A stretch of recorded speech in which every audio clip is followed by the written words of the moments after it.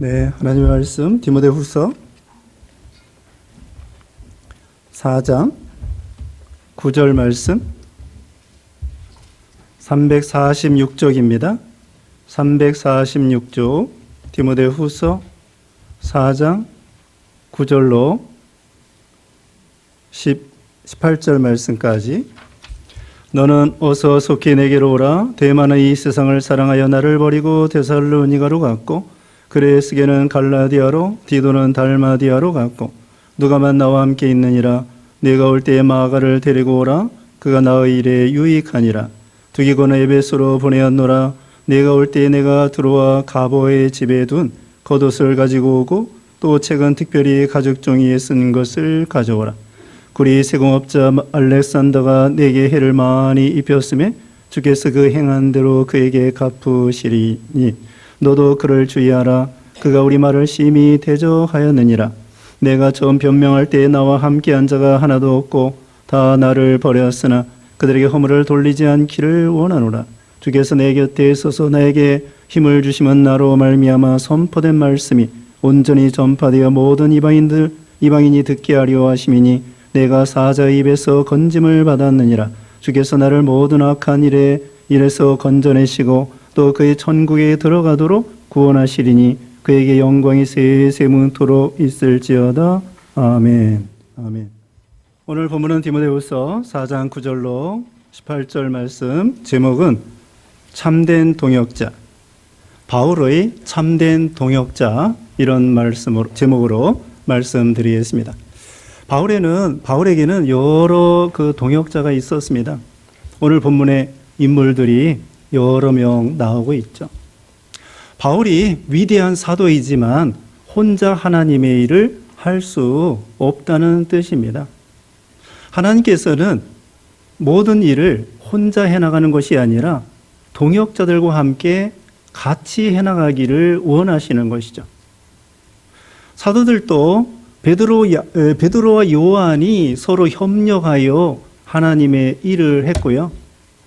또 바울과 바나바가 처음에 1차 선교 여행을 할 때에 동역자로 이렇게 나아갔고요. 또 예수님이 12제자와 70제자를 파송할 때에도 둘씩 짝지어서 복음을 전하라고 그렇게 파송을 했던 것입니다. 교회 안에서도 목사 혼자 할 수 있는 것이 아니고 장로님들과 집사님들, 권사님들, 또 그렇다고 직분이 없다고 동역자가 아니다. 그게 아닙니다. 모든 성도들은 다 동역자요, 다 같이 협력자가 되어야 된다는 것을 가르쳐 주고 있습니다. 다시 말하면 이 바울이 위대한 사도입니다. 그런데도 불구하고 우리 하나님께서는 혼자 사역하라는 것이 아니라 그 주위에는 여러 참 훌륭한 동역자들을 붙여서 하나님의 일을 할 수 있도록 했다는 것입니다. 그런데 그 중에는 오늘 본문의 제목처럼 참된 동역자가 있는 반면에 그렇지 못하고 곁길로 걸어가는 그런 동역자도 있고, 심지어는 동역자였다가 심지어는 진리를 배신하고 하나님을 대적하고 교회를 핍박하고 이런 대로 돌아선 사람도 오늘 본문에 들어 있습니다. 바울이 오늘 말년이 나와 있는데요. 이 디모데후서는 바울이 마지막으로 로마 감옥에서 기록한 성경입니다. 그래서 바울은 이 디모데후서 4장을 통하여 인생의 자기 사역의 그 결말, 이것을 말씀해 주고 있습니다. 그래서 지금 로마 감옥에 있으면서 바울이 얼마 있으면 자기가 순교의 제물이 될 것을 예언하고 있습니다. 왜냐하면 그 당시에 이 로마 제국에는 우리가 여러분이 잘 아시는 것처럼 그 아주 흉악한 그 네로 황제가 그 당시에 그 황제였습니다. 그러니까 이 네로 황제가 보통 이 말 그대로 사이코, 또라이, 그런 속된 말 쓰지 않습니까? 그 정도로 이 네로 황제는 하여튼 이상한 사람이에요. 자기 부인도 자기 어머니도 막 독살할 정도로.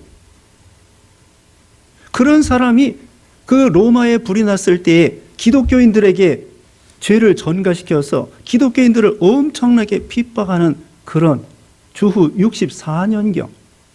여기는 조금 지나서 여기도 이제 바울도 곧 그 당시에 순교를 당하는데 이 바울이 지금 나이가 66세, 67세 정도 됩니다. 그 당시에 66세, 67세라고 하는 것은 사실은 완전히 그 노인에 해당되는 것입니다. 그리고 이제는 여러 가지 분위기와 이 주위 공기를 느낄 때에 순교당할 때가 가까웠구나. 여기 이 앞에 나와 있습니다. 6절 말씀에 전제와 같이 내가 벌써 부어지고 나의 떠날 시각이 가까웠도다.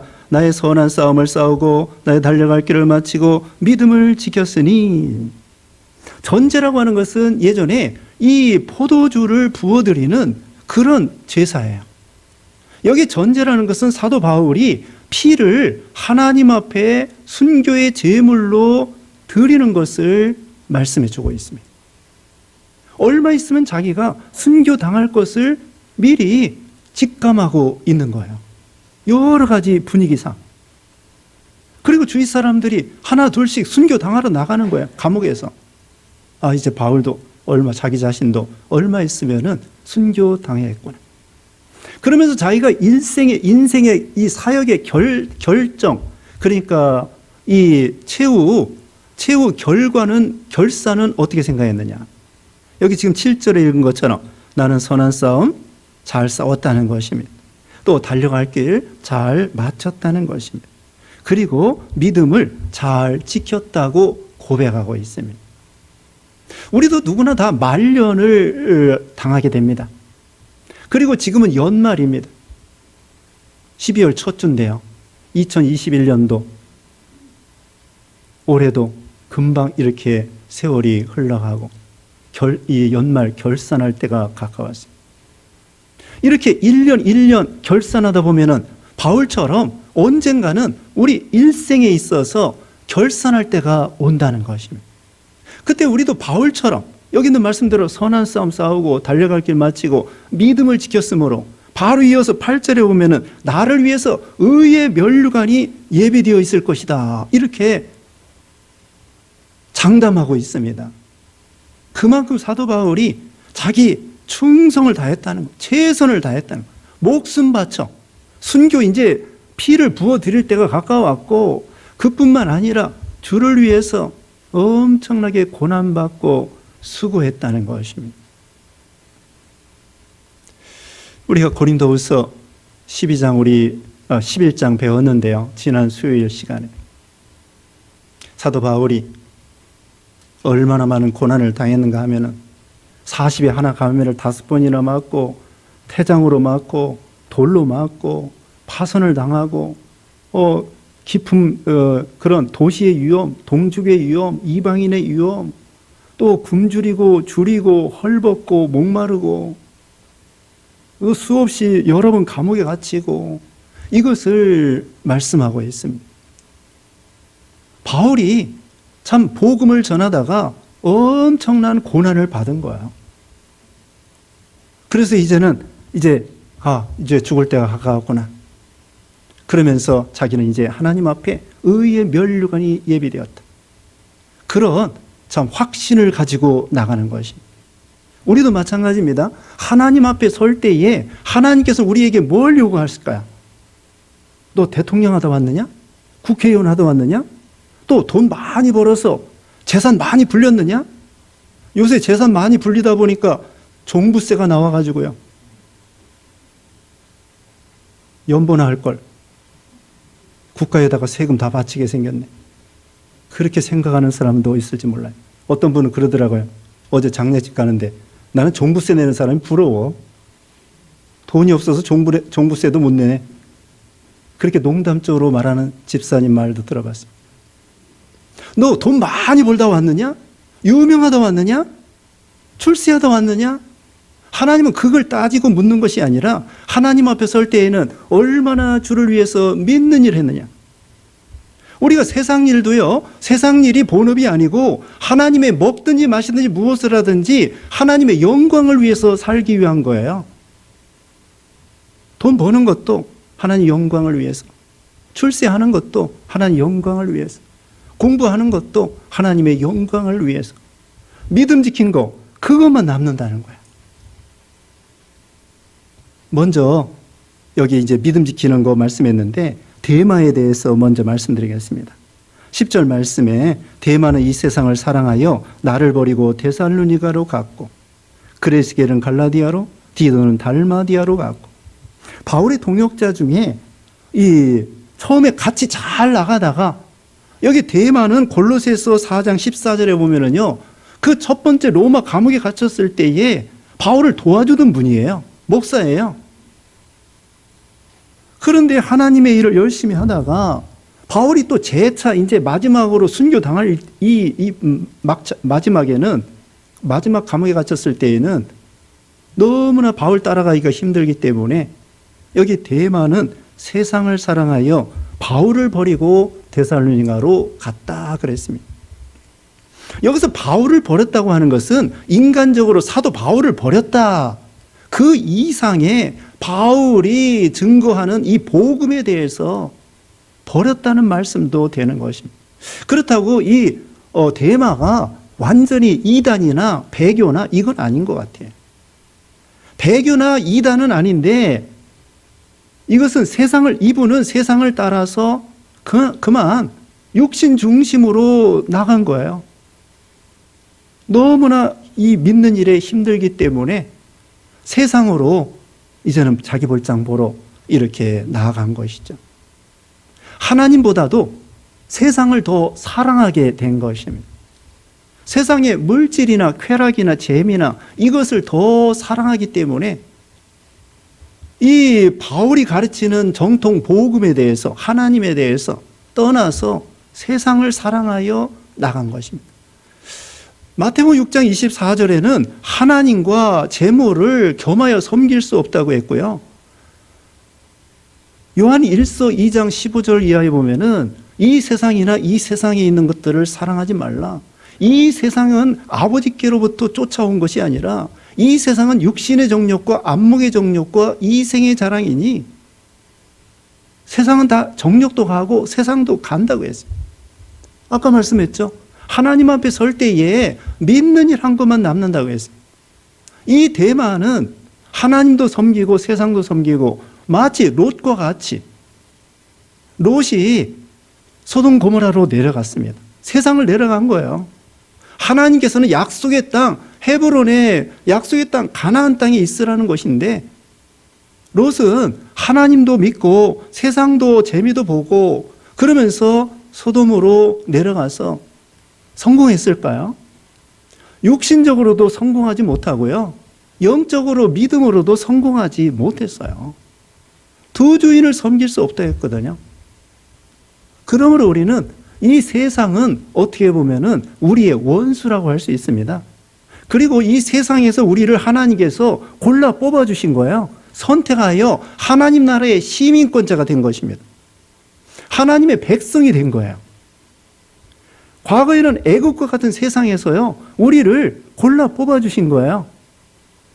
애굽의 바로왕과 같이 마귀 종노릇하고 공중의 권세 잡은 그런 마귀 종노릇하는 우리 인생들을 하나님이 선택하여 주시어서 하나님 나라의 백성으로, 하나님의 자녀로, 그리스도의 신부로 삼아주신 것입니다. 이스라엘 백성들이 애굽에서 나와서 광야 생활할 때에 어려움 당하면은 애굽으로 내려가려고 하는 거예요. 그러면서 고난 당할 때에 이렇게 말합니다. 광야 생활할 때, 오늘날 믿는 생활할 때 힘들다고 옛날 애굽에 있을 때 애굽 사람들의 종살이 하는 게 낫다. 이 광야에서 왜 죽게 하느냐. 이렇게 말하는 거예요. 하나님이 광야에서 죽게 하려는 것이 아니에요. 광야를 통과시켜서 유능하고 시험하고 낮추셔서 마침내 복을 주시어서 가나안 땅 들어가는 것이 목표거든요. 그런데 이스라엘 백성들은 광야의 관념이 틀린 거예요. 광야는 무조건 어려운 거다.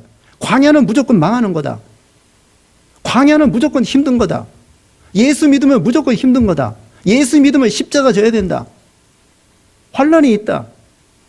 그런데요, 예수 믿으면 물론 환난과 시험과 어려움이 있어도 그 광야를 극복할 수 있는 하나님의 은혜가 있고요.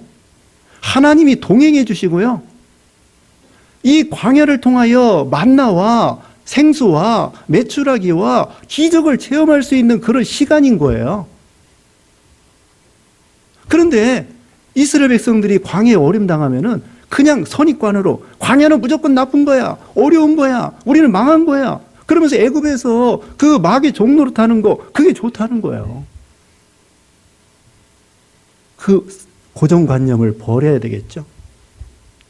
우리는 이제 애국과 같은 세상에서 나왔습니다. 나와서 이제는 하나님의 자녀요. 하나님의 또 하나님의 동역자라고 했습니다. 고린도후서 6장 1절에는요. 우리 모든 신자들은 하나님의 동역자, 동업자, 동역자예요.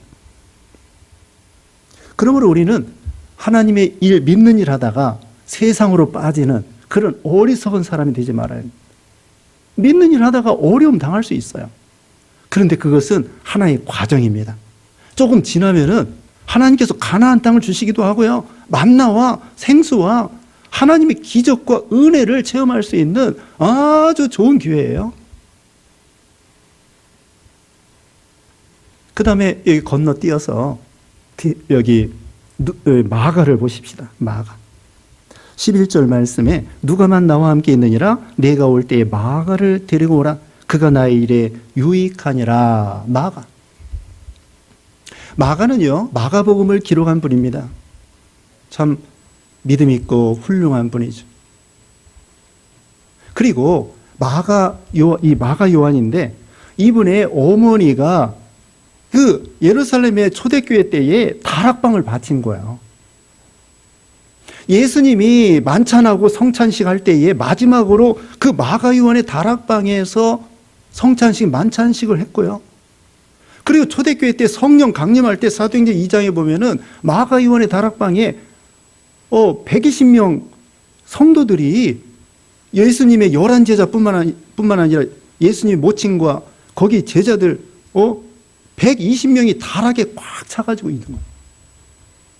120명이 들어갈 정도면은 얼마 정도 될까요? 한 20-30평 될 거예요. 그러면 다락방이 그 정도 되면은 그 집이 얼마나 큰 저택이겠습니까? 다른 말로 말하면은 이 마가 요한은 엄청나게 부자예요. 그 당시에.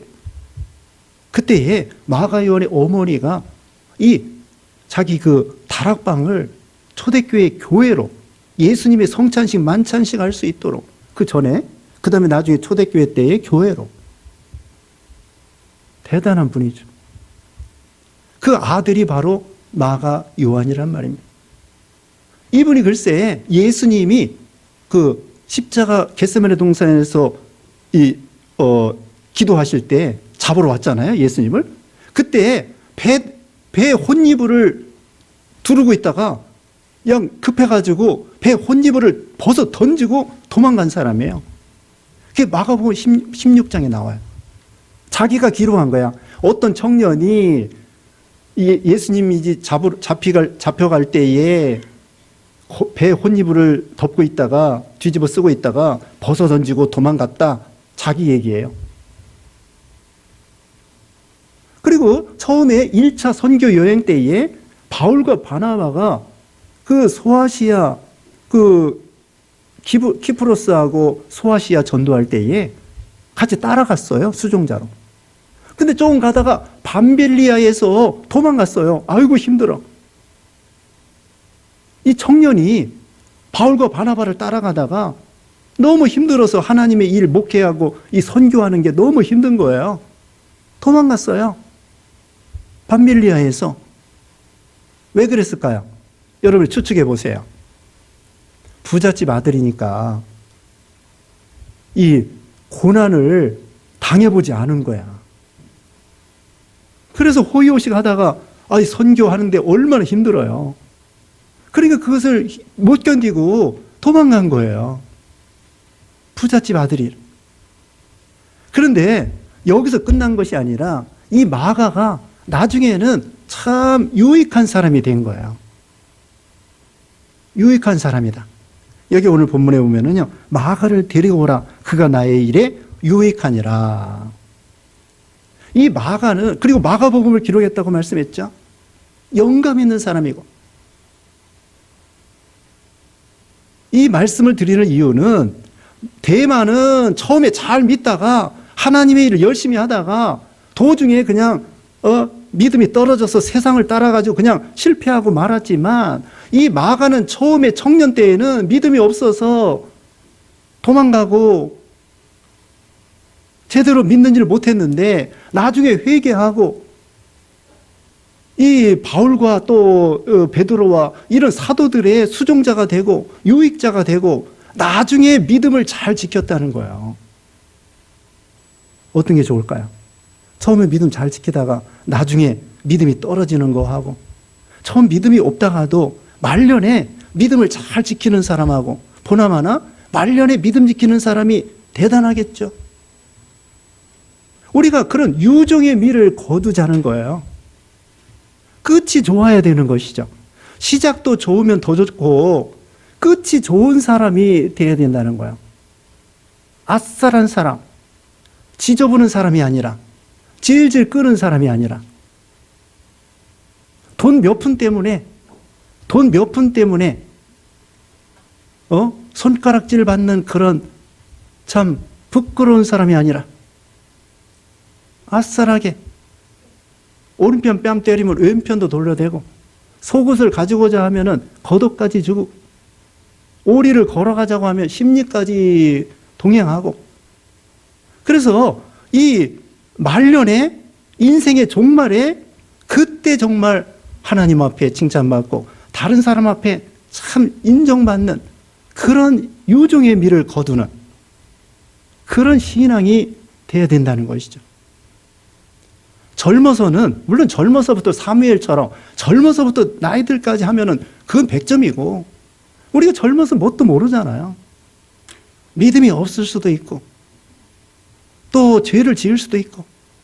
그렇지만 회개하고 중년에, 말년에 참 하나님 보실 때, 사람들이 볼 때 참 훌륭하다, 그런 유종의 미를 거둘 수 있도록, 그게 이게 바울의 믿음이고요, 데마의 믿음이고요. 또 이게 누가도 나오는데, 이 누가는 의사예요. 사랑받는 의사라고 골로새서 4장 14절에 그랬습니다. 누가는 또 누가복음 기록하고요, 사도행전 기록했어요. 참 대단한 믿음입니다. 헬라 사람이에요. 헬라 사람인데도 바울이 2차 선교 여행 때에 이 누가가 예수님을 믿었어요. 의사인데. 그리고는 내내 죽을 때까지, 또 바울이 죽을 때까지 바울을 내내 따라다니면서 의사로서 그 바울을 치료도 해주고 약도 주고 그런 분이에요. 바울은요, 여러 사람의 병을 고쳐줬습니다. 근데 자기 병은 하나님이 안 고쳐줘. 가시가 있고 눈병이 있었다는데요, 바울이 사도로서 막 이적을 베풀어서 다른 사람 기도해가지고 다른 사람 병은 다 많이 고쳐줬는데 정작 자기 병은 하나님이 안 고쳐주셔. 그 대신에 하나님께서 이 누가를 붙여주셔가지고 웬만한 병은 누가 보고 치료해 주라고 누가를 붙여주신 거예요. 우리도 마찬가지입니다. 무슨 일에 있어서 이건 안 주시는데 다른 면으로 붙여주시는 거예요. 다 주시면 안 됩니다. 우리가 다 받으면 안 됩니다. 좀 남겨놓고 받아야 또 기도하고 또 하나님 의지하고 그러지. 주시는 대로 다, 우리가 달라는 대로 하나님이 다 주시면요, 우리 버려. 조금 남겨놓고 주셔야 돼. 부족한 것이 있어야 더 기도하고 더 의지하고 더 하나님을 찾고. 내가 문제를 해결할 것 같으면 내가 하나님이고 하나님 의지할 게 뭐가 있어요? 내가 할 수 없기 때문에 하나님께 부르짖고 기도하고 하나님의 응답을 간구하는 거 아니겠습니까? 그래서 지금 데마와 누가와 특별히 마가에 대해서 말씀을 드렸습니다. 그리고 여기 이 디모데후서는 디모데를 향하여 지금 편지를 보내는데요. 본문 처음에 보면은 9절에 너는 어서 속히 내게로 오라. 처음에 서두에 말씀한 것처럼 이 바울은 말년에 상당히 어려운 가운데 있어요. 순교를 앞에 두고. 또 순교를 앞에 둘 뿐더러 상당히 외롭고 고독하고 쓸쓸하고 춥고, 여기 그 겉옷을 가지고 오라 그랬습니다. 13절에 보면은요, 내가 올 때 내가 두루와 가보의 집에 둔 겉옷을 가지고 오고, 또 책은 특별히 가죽 종이에 쓴 것을 가져오라. 겉옷을 가져오라. 감옥에 있는데 추우니까 겨울이 이제 가까이 오는 거야. 예전에 옷은요, 입으라고 요도 되는 거예요. 세례 요한이가 약대 털옷을 입었는데 그것이 양치기 할 때나 또 어떤 때에는 입을도 되고 요도 되는 거야. 겉옷이.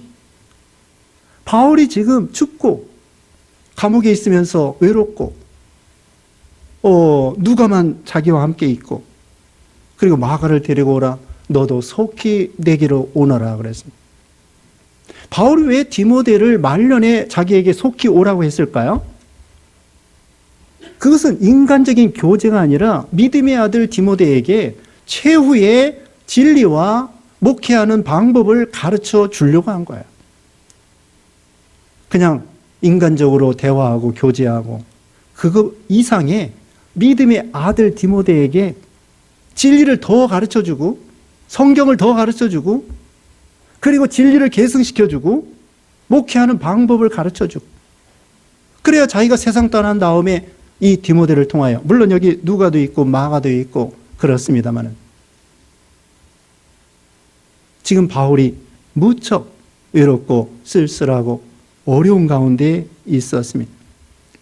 그러나 이 바울이 여기 또 16절에 보면은요, 넘어가서 16절에 내가 처음 변명할 때 나와 함께한 자가 하나도 없고 다 나를 버렸으나 그들에게 허물을 돌리지 않기를 원하노라.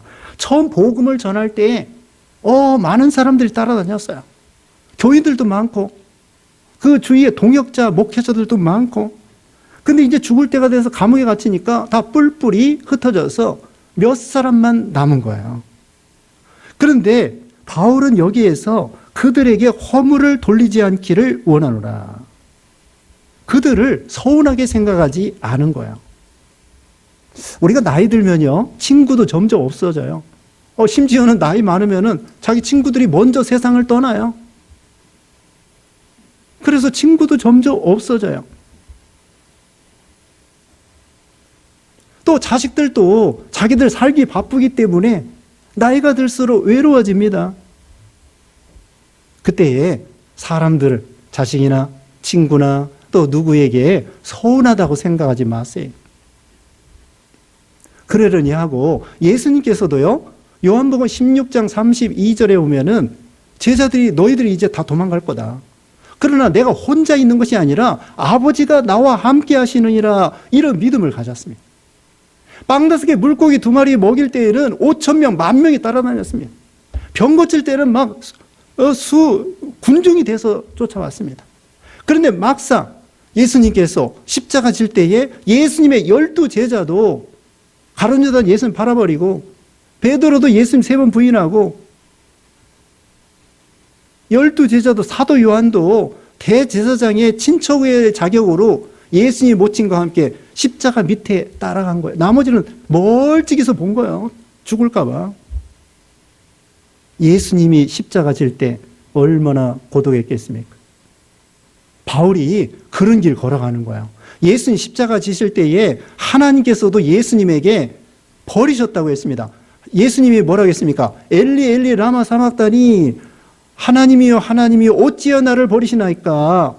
하나님 아버지도 죄를 짊어진 예수님을 버리실 수밖에 없는 거예요. 죄를 짊어졌기 때문에, 예수님은 죄가 없지만 우리 죄를 짊어져서 하나님 보실 때에는 너 죄인이구나, 너 죽어야 되겠구나, 하나님이 버리시는 거예요. 그러니 예수님은 하나님에서 삼위일체 하나님으로 버림받을 수 없는 분이 하나님 앞에 자기가 죄인의 모습으로 버림받게 되니까 얼마나 마음이 고독하고 외롭고